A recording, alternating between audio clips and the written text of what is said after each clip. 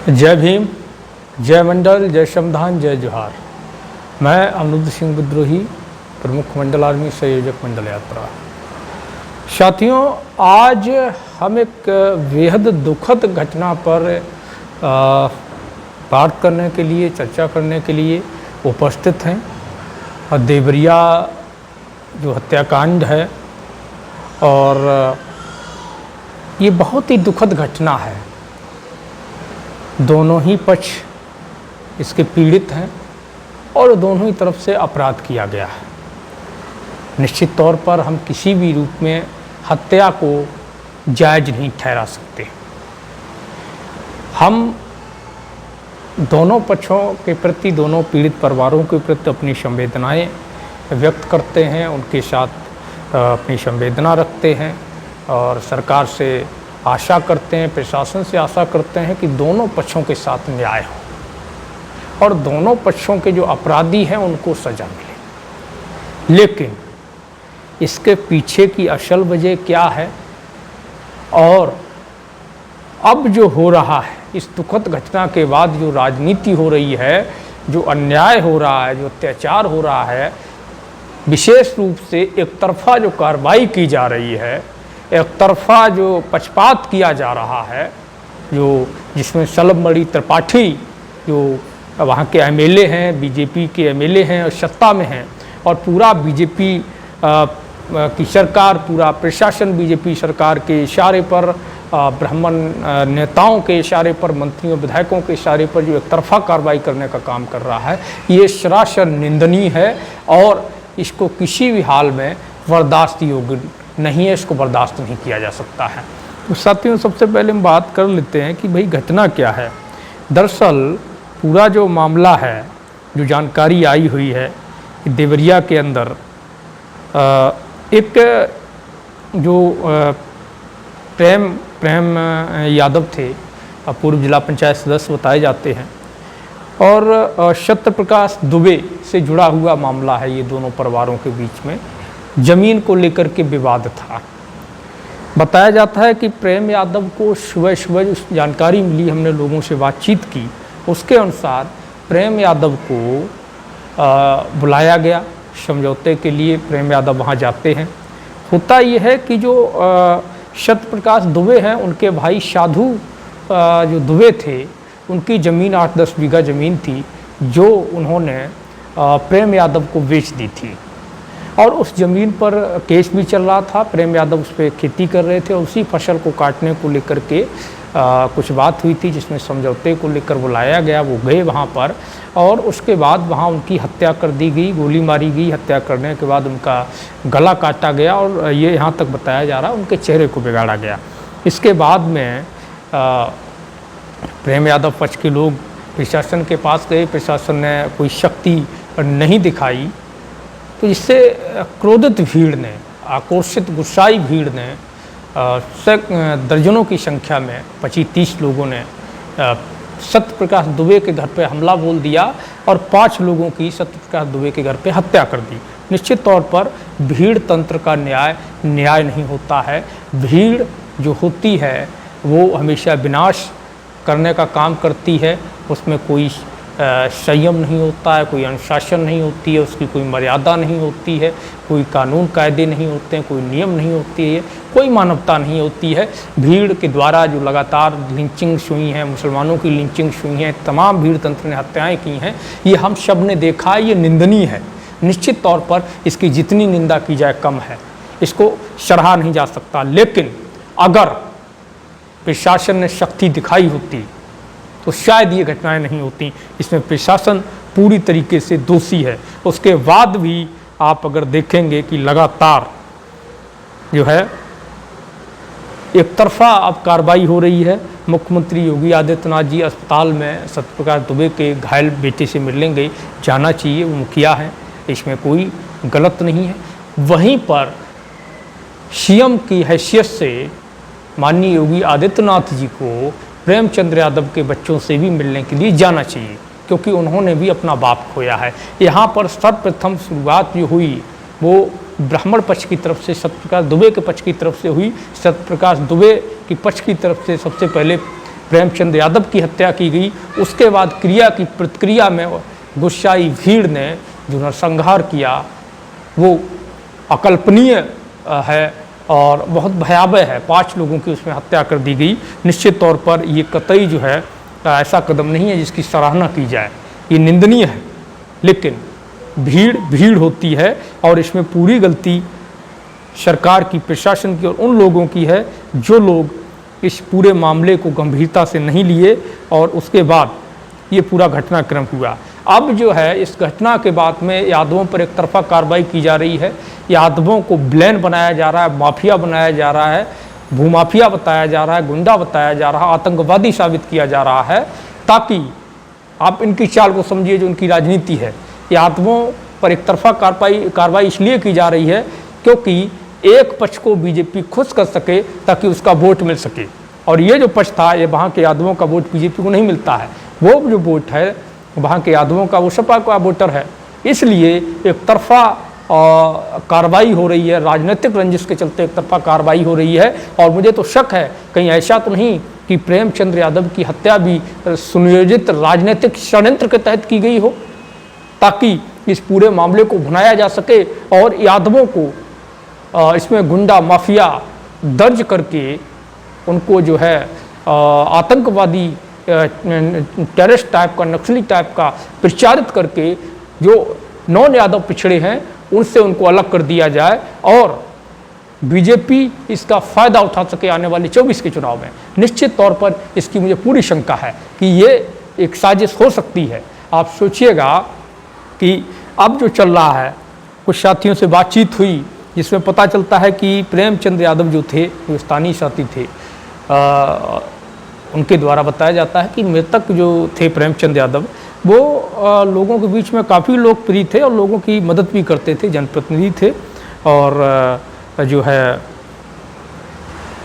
लगातार लोगों की मदद भी किया करते थे। और सत्यप्रकाश दुबे का जो भाई साधु था, साधु दुबे, वो भी प्रेमचंद्र यादव जो थे उनके घर पे कई साल से रह रहा था। उसने जिसने अपनी ज़मीन इनको जो है बेच दी थी क्योंकि सत्यप्रकाश दुबे का परिवार अपने भाई को परेशान करता था।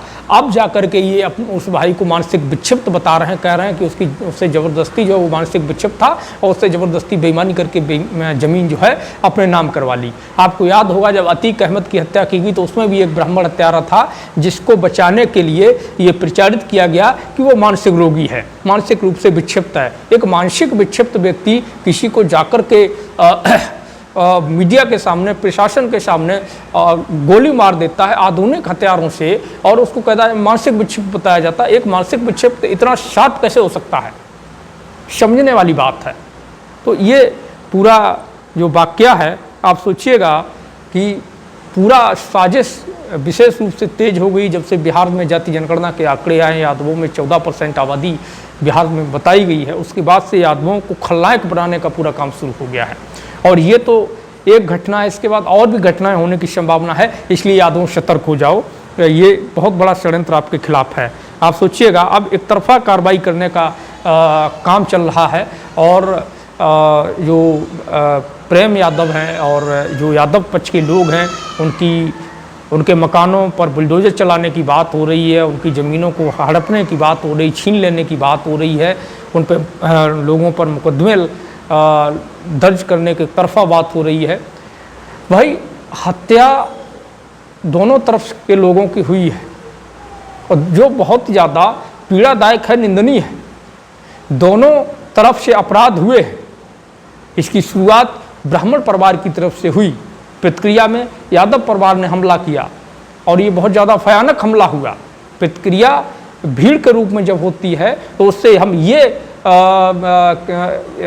कल्पना नहीं करते हैं, उससे हम ये उम्मीद नहीं करते हैं कि वो जाकर के वहाँ बातचीत करेगी, वो जाकर के वहाँ प्रेम के साथ में सारी चीज़ें करेगी, प्रेम व्यवहार से वार्तालाप करेगी, मामले को सुलझाएगी। जब भीड़ उग्र होती है और वो भी तब जब एक हत्या हो चुकी हो, गोली मारने के बाद गला काट दिया गया हो, चेहरे को बिगाड़ दिया गया हो और प्रशासन भी सुनवाई करने को तैयार ना हो, उस समय जब भीड़ उग्र होती है तो उस भीड़ की उग्रता का अंदाजा लगाना मुश्किल होता है। वो भीड़ क्या करेगी, कितना नुकसान करेगी, कितनी जानें लेगी, कितने घरों को जला देगी, ये कोई कल्पना नहीं कर सकता। ये बेहद निंदनीय है और ये बहुत भयावह होता है। जो भी कभी ऐसी घटना को देखा होगा उसे पूछिए आप कि जब एक भीड़ इस तरह का पूरी तरीके से सत्यानाश कर रही हो और उस समय एक व्यक्ति जो वहां पर मौजूद हो वो सबको देख रहा हो, आप सोचिए वो अंदर से कितना डर जाता है ये सब देख करके, कितना ये भयावह होता है। निश्चित तौर पर एक भीड़ के द्वारा जो प्रतिक्रिया हुई वो इसलिए हुई कि प्रशासन नाकाम रहा इन सबको रोकने में। प्रशासन भी इसमें कहीं ना कहीं जिम्मेदार है। प्रशासन को तत्काल कड़ी कार्रवाई करनी चाहिए थी। साथ ही सरकार सत्ता की शय पर सत्यप्रकाश दुबे की तरफ से ये घटना को अंजाम दिया गया। आप सोचिएगा ये एक घटना नहीं है।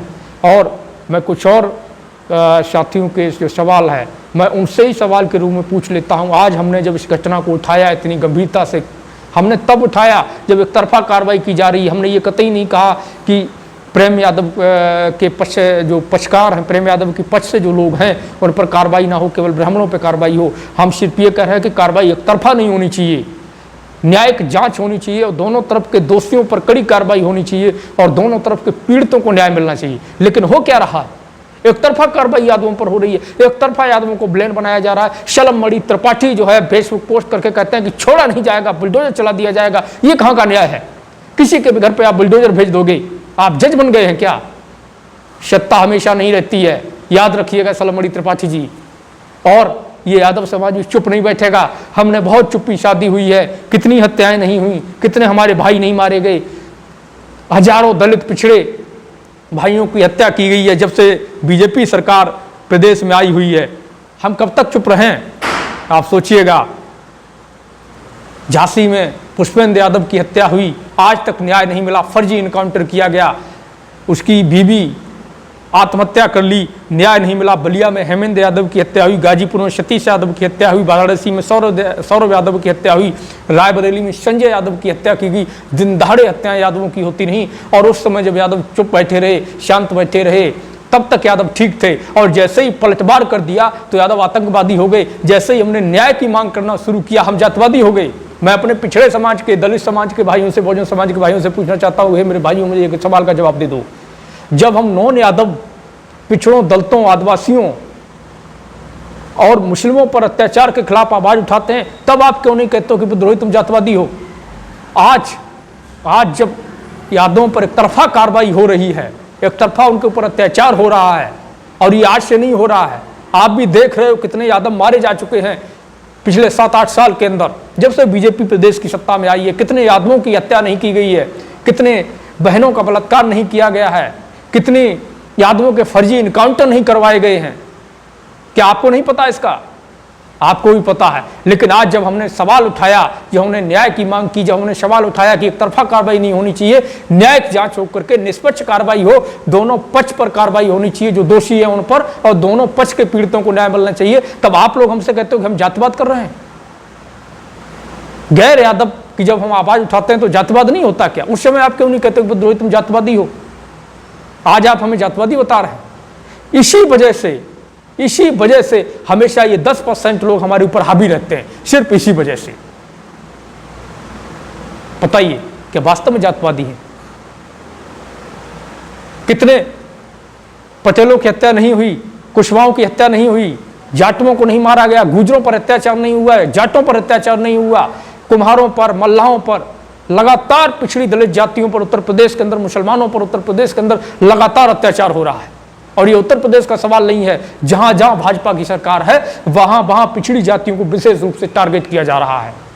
मध्य प्रदेश में ग्वालियर के अंदर गुजरों पर फर्जी मुकदमे लगाए गए, यादवों पर फर्जी मुकदमे लगाए गए। किस लिए? सिर्फ इसलिए कि गुजर स्वाभिमान रैली निकली और वो लोग ज्ञापन देने के लिए प्रशासन के पास गए, प्रशासन ने ज्ञापन लेने से मना कर दिया और कुछ प्रशासन की तरफ से प्रतिक्रिया हुई, जिसके जवाब में कुछ युवा थोड़ा सा भड़क गए होंगे, हो सकता है कुछ बोल दिया हो, उसको लेकर के लाठीचार्ज किया गया, आंसू गैस के गोले छोड़े गए। और यहीं तक नहीं रुके, जब इससे मन नहीं भरा तो हमारे गुर्जर समाज के, यादव समाज के युवाओं के ऊपर NSA लगाया गया, उन पर इनाम घोषित किया गया। हमारी बहनों को परेशान किया जा रहा है, हमारी बेटियों को परेशान किया जा रहा, हमारी माताओं को परेशान किया जा रहा, हमारे बुजुर्गों को परेशान किया जा रहा। जो वीडियो आ रहा है आप नहीं देख रहे हैं क्या? न्याय की आवाज उठाना जातवाद कैसे हो गया, मुझे ये बता दीजिए मेरे प्यारे बहुजन भाइयों। अगर ये आपकी नजर में जातवाद है तो मेरा जवाब ये है कि हाँ, मैं जातवादी हूं। अगर न्याय की बात करना जातवाद है तो मैं जातवादी हूं, मुझे कोई गुरेज नहीं। और निश्चित तौर पर मैं इसी जातिवाद के साथ में, जब किसी नॉन यादव पिछड़े के साथ अत्याचार होगा, नॉन यादव पिछड़े के साथ, दलित के साथ अत्याचार होगा, आदिवासी के साथ अत्याचार होगा, किसी अल्पसंख्यक मुसलमान के साथ, पसमानदा के साथ अत्याचार होगा, तो मैं इसी जातिवाद की मुखरता के साथ में उसके न्याय की भी आवाज़ उठाऊंगा। तब भी मैं आपसे अपील करूंगा, उस समय भी आप मुझे जातिवादी कहिएगा। हमने हमेशा आवाज़ उठाई है, हम ग्राउंड जीरो पर लड़ने का काम करते हैं और लड़ते रहेंगे।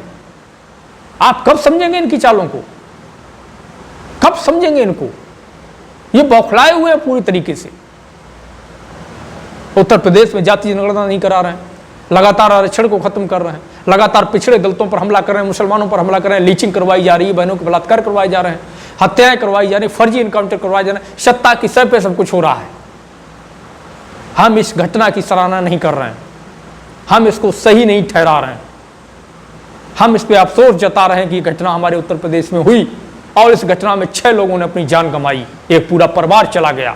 एक परिवार ने के बच्चों ने अपना पिता खोया, किसी ने अपना पति खोया, किसी ने अपना बेटा खोया। ये चिंता का विषय है, ये धिक्कार है योगी जी की शासन व्यवस्था पर, ये थू है प्रदेश की प्रशासन व्यवस्था पर, ये थू है उनके मुंह पर जो जातिवाद का जहर बो रहे हैं देश के अंदर, जो देश में लगातार दंगे लगाने का काम करते हैं, जिन्होंने भीड़ तंत्र को बढ़ावा दिया है हिंदू मुसलमान के नाम पर, धर्म के नाम पर। आज वो आग जब उनके घरों तक पहुंची तो बुरा लग रहा है। जब यादवों की हत्या हो रही थी, जब मुसलमानों की लीचिंग हो रही थी, तब बड़े खुश हो रहे थे। आज जब पलटवार हो गया, घर आज आग आपके घर तक आ गई तो आपको तकलीफ महसूस हुई, आपको जलन महसूस हुई। ये जलन उस समय भी महसूस होनी चाहिए जब पड़ोसी के घर में आग लगती है, जब किसी पड़ोसी की लीचिंग होती है, जब किसी गैर ब्राह्मण की लीचिंग होती है, जब किसी गैर ब्राह्मण की हत्या होती है, एनकाउंटर होता है, किसी बहन का बलात्कार होता है, तब भी ये जलन महसूस होनी चाहिए।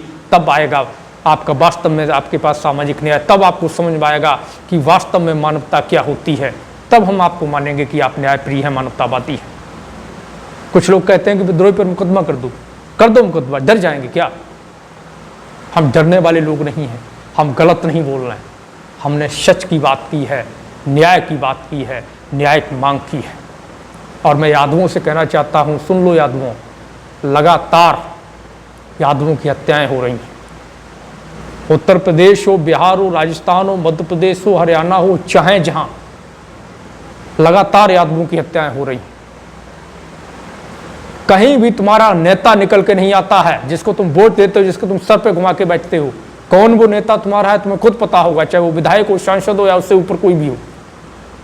कभी भी तुम्हारे जातीय संगठन के लोग निकल के नहीं आते हैं जिनको तुम झंडा उठा के घूमते हो। सिर्फ अहिर रेजिमेंट की रैली लेकर के आ जाते हैं, ये दिखाने के लिए हम समाज के हितैषी हैं। बाकी जो समाज के ऊपर अत्याचार हो रहा है उसकी आवाज़ कौन उठाएगा? क्योंकि पता है अहिर रेजिमेंट के लिए मेहनत करने की जरूरत नहीं है, अहिर रेजिमेंट में नुकसान नहीं उठाना पड़ेगा, लाठी नहीं खानी पड़ेगी, ज़्यादा जेल जाने का ज़्यादा डर नहीं है। बस रैली निकालो, अनाउंसमेंट कर दो, अहिर रेजिमेंट का नाम सुनते ही यादव समाज अपने आप भीड़ बन के आ जाएगा और बढ़िया व्यवस्था भी कर देगा, फूल माला स्टेज से लेकर के खाने पीने का सब इंतजाम कर देगा। इसलिए मैं कहता हूं कि अगर आप साथ देने को तैयार हो तो हम लड़ने के लिए तैयार हैं। और ये आप भी जानते होंगे कि हम डरने वाले नहीं हैं, मर जाएंगे लेकिन पीछे नहीं हटेंगे, ये जान लीजिए। लेकिन आप लोगों को एक वादा हमसे करना होगा, वो वादा यह करना होगा कि आप अपनी तरफ से कभी भी नॉन यादव पिछड़ों पर, दलितों पर, आदिवासियों पर, अल्पसंख्यकों, पसमानदाओं पर अत्याचार नहीं करेंगे। अगर कोई यादव करता है तो उसका विरोध करेंगे। आप कभी भी हमारे दलित भाइयों के साथ में छुआछूत का भेदभाव नहीं करेंगे। आपको ये वादा अवश्य करना होगा। और सामाजिक न्याय की लड़ाई में हमारे नॉन यादव पिछड़े भाइयों, दलितों, आदिवासियों, अल्पसंख्यकों के साथ होने वाले अत्याचार के खिलाफ लड़ाई में आप साथ मजबूती से खड़े रहेंगे, ये आपको वादा करना पड़ेगा। इस लड़ाई को हम पूरी मजबूती से लड़ेंगे। आज भी समय है कि मंडल आर्मी के बैनर तले संगठित मजबूती से संपूर्ण बैकवर्ड की, पिछड़ा समाज की लड़ाई को लड़ा जाए। चाहे वो जाति जनगणना की लड़ाई हो, चाहे आरक्षण की लड़ाई हो, सामाजिक न्याय की लड़ाई हो, अत्याचार के खिलाफ, अन्याय के खिलाफ न्याय की लड़ाई हो, सम्मान स्वाभिमान की लड़ाई हो, पूरी मजबूती से हम लड़ेंगे। लेकिन आपको साथ आना पड़ेगा और साथ ही आपको भेदभाव, छुआछूत का जो इन ब्राह्मणवादी व्यवस्था के लोगों ने, मनवादियों ने जो आपके अंदर भरा है कि ये ऊंचा वो नीचा, ये बड़ा वो छोटा, ये बड़ी जाति वो छोटी जाति, ये अछूत वो सछूत, इस भेदभाव को अपने मन से निकालना होगा। तब जाकर के हम मजबूत बनेंगे, तब जाकर के हम इनका मुकाबला कर सकते हैं। क्यों? क्योंकि पूरे सिस्टम में ये लोग बैठे हुए हैं, संख्या इनकी कम है, लेकिन पूरे सिस्टम पे इनका कब्जा है। मजबूती से लड़ना पड़ेगा। तय आपको करना है कि आप क्या चाहते हैं। आज के दौर में जब ये नृशंस हत्याकांड हुआ और इस पर एक तरफा कार्रवाई यादवों पर हो रही है, जब यादवों की हत्याएं लगातार हुई, आज भी अपराधी कई खुलेआम घूम रहे हैं। पुष्पेंद्र यादव के हत्यारे को आज तक सजा नहीं मिली। जितेंद्र यादव नोएडा जिम ट्रेनर को गोली मारने वाला जो अपराधी था, उसको आज भी सजा नहीं मिली। आज भी जितेंद्र यादव को न्याय नहीं मिल पाया। आज भी तमाम यादव, नॉन यादव पिछड़े भाइयों के हत्यारे, उनके साथ अन्याय करने वाले, बेटियों के साथ बलात्कार करने वाले खुलेआम घूम रहे हैं। आज तक उनके ऊपर कोई कार्रवाई नहीं हुई। और हम लोग इस चाल को नहीं समझ पाए। आज वक्त है कि हम मिलकर के इस अन्याय के खिलाफ लड़ने का काम करें। ये लड़ाई हमें लड़नी होगी, इसका जवाब हमें देना होगा। संवैधानिक दायरे में लोकतांत्रिक तरीके से, शांतिपूर्ण तरीके से संगठित होकर के हमें इसका हल निकालना होगा। और जहाँ भी अन्याय हो वहाँ पूरे बैकवर्ड समाज को, यादव, नॉन यादव, यादव के साथ अन्याय हो तो यादव के साथ गैर यादव, ओबीसी, एससी, एसटी साथ आए, और गैर यादव, ओबीसी, एससी, एसटी के साथ अन्याय हो तो सबसे पहले यादव आगे खड़ा मिले। तब जाकर के हम इनको हरा सकते हैं, तब जाकर के हम अपने समाज के लिए न्याय हासिल कर सकते हैं। अभी भी ज़्यादा वक्त नहीं हुआ है, संगठित होने की ज़रूरत है।